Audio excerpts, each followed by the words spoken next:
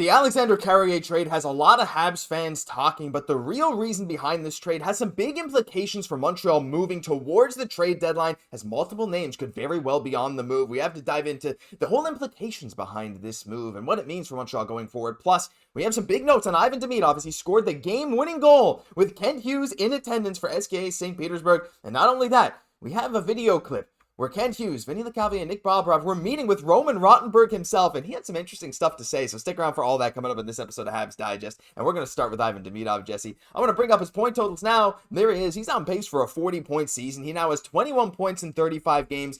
Who knew, right? Who would have thought that you get Demidov, you bump him up to the second line in the third period in a 4-4 game, and he scores the game winner on an absolute snipe. But it's not just that, Jesse. Take a listen to what Roman Rotenberg had to say. He became much stronger. No, he was not strong. Last spring, I had a talk with him. He was weak. He was thin. Like now, he's strong. Getting stronger. He's winning battles on the boards now. Yeah. Before not. Now he's better. Yeah, now he's better, Jesse. He's stronger. He's strong because Roman Rotenberg talked to him. I find this absolutely hilarious, but good to see that he's at least getting some playing time with the Habs brass in attendance. What do you make of his performance today in Rotenberg's comments? Very good sign for the Montreal Canadiens, scoring the game-winning goal with Kent Hughes, Vincent Lecavalier in attendance. Like, this is just such a good sign for the Montreal Canadiens.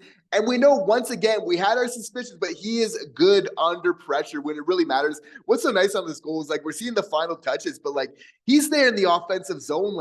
He's forechecking there and then kind of, obviously hustling on this play, making himself a great option to just snipe it home there. So again, we just see that hard work kind of continuing, but it's nice to see him kind of getting rewarded. But we know it's no surprise here, right? He gets the ice time, he gets promoted to that second line, he gets the game-winning goal. That's just what Ivan Demidov does. Now, when it comes to Rotenberg, this is something that had a lot of Habs fans talking, right? I mean, Rotenberg, you can tell, is trying to come off as very confident, coming off look how I'm speaking. But to me, if we just listen quickly again, just to this first part. He became much stronger. No, he was not strong. Last spring, I had a talk with him. You look at the stances of guys like Kent Hughes and Vinny Lecavalier. They look very, kind of like, oh yeah, really, Roman? Roman's like, oh yeah, I spoke to him. He's now stronger.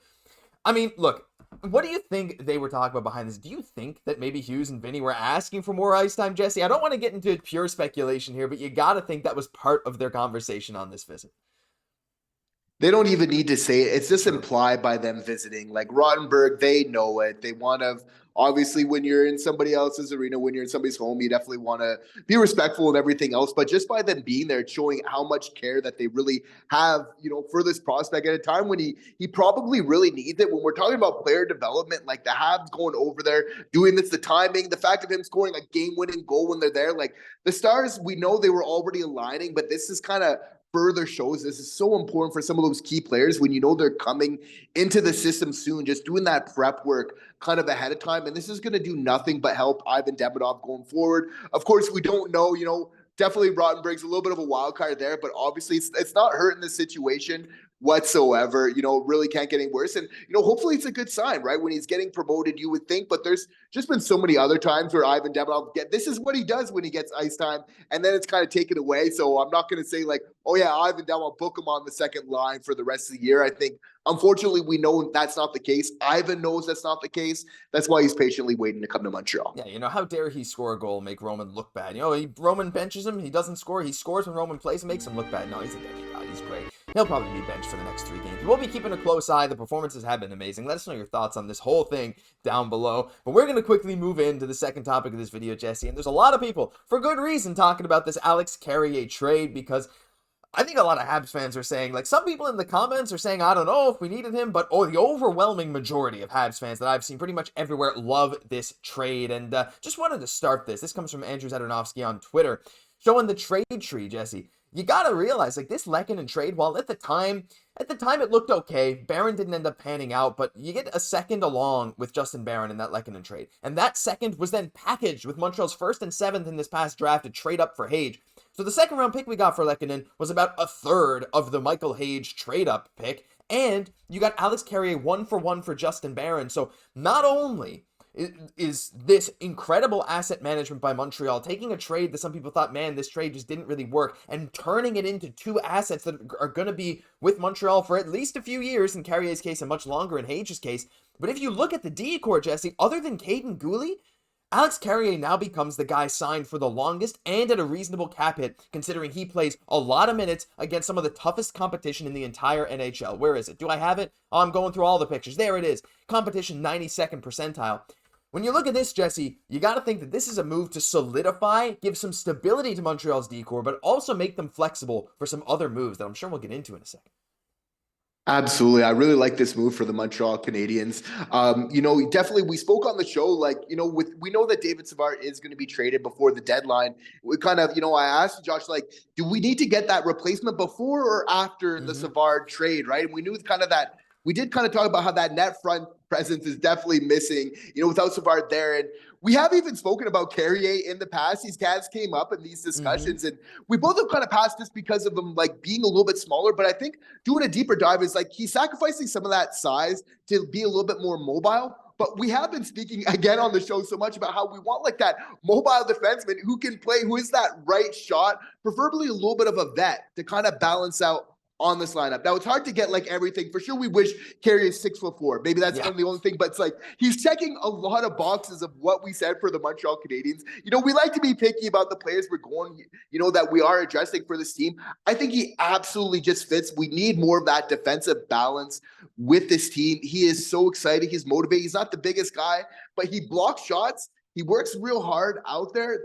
He's produced 7 times that of Justin Barron this season, even though he's not just that offensive type of guy there. So, for me, again, he's bringing a lot of really valuable things for this team that I can't wait to see tomorrow night. Yeah, tomorrow night, as Brianna Emmerich says, Alexander Carrier will play in the game versus the Red Wings on Friday night. I know we're so used to Thursday games, but there's not one tonight. It's Friday night.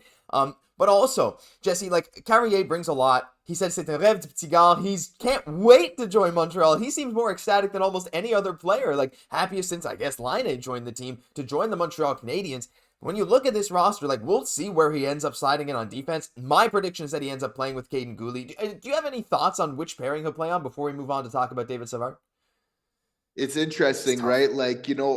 With Hudson is you want a little bit of a guy that can skate, that is defensive as well. So I see there being kind of some merit to that conversation. I'd also like to see Guhle, though, back on his natural side of his playing, back on that left side with Carey possibly on the, I think that's probably the most likely to kind of start kind of going forward there. But I think there'll be a little bit more experimentation. But the big thing about this trade is we know Barron was kind of in and out of the lineup. It's having a player like this just gives you a lot more structure on your back end of your team, which I think has been missing, for this team for a long time. Another big reason behind this is that obviously, who we've been speaking about, it gives Reinbacher that time he obviously needs. There's even more of a need for that for him now, give him that time to develop, but as well as Mailloux as well, which is really a big part of this trade as well, where you're really solidifying something. You're getting ready for the inevitable of Savard.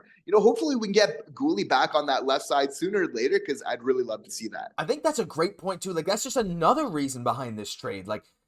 Right now, Montreal's in a position where a lot of these young defensemen, some people will say, oh, well, they're going to get blocked out, but they need time. Not every defenseman is going to be ready to go by the time they're 20, 21 years old. It's not a bad thing sometimes to have guys wait till they're 22, 23 to give them that time to marinate. It's a fantastic point. And Carrier gives exactly that, the stability where Montreal isn't going to have to rely on such a young D-core year after year again. But the final thing I wanted to talk about is, we could talk about this all day, but we only got a certain amount of time in these videos. David Savard. Now, I'm seeing some comments saying, why would we trade David Savard now? We actually have defense on the right side. Why would we move it? To me, Jesse, we already knew the writing was on the wall a little bit for Savard. At least that's our opinion. But right now, looking at what the Habs have, David Savard's an unrestricted free agent after this year. Teams are going to come knocking for him. He's going to be in extremely high demand as a physical, great playoff style right-hand defenseman. They're not easy to come by, right? Carrier is sort of one of them, but Savard's bigger. He's a veteran. He's 34, but he's also not getting any younger. To me, Jesse, the benefit of keeping Savard for those 3 months to end the season versus what they could get at the trade deadline, especially now that they have someone that will eat a lot of the minutes that Savard once occupied in Carrier, to me, it's a no-brainer to try and move him and get what some reports are saying could even be as high as a first-round pick.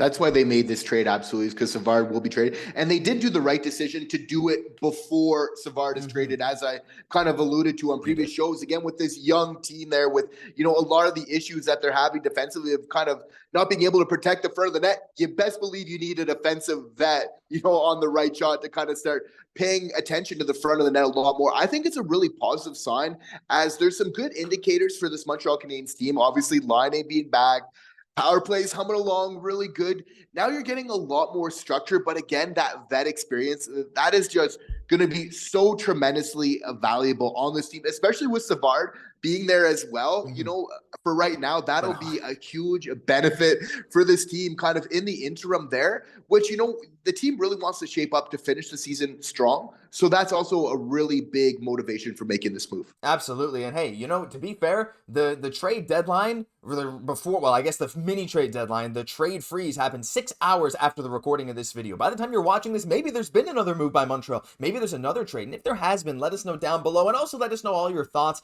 on what you think Montreal is going to do going forward after this Carrier trade. We'd love to hear from you, but that'll do it for this episode of Habs Digest. If you enjoyed, leave a like, comment, subscribe to the channel. You guys have been supporting like crazy, and we really, really appreciate it. I'm Josh Gosse, alongside my co-host, Jesse Poirier. We'll catch you in the next one.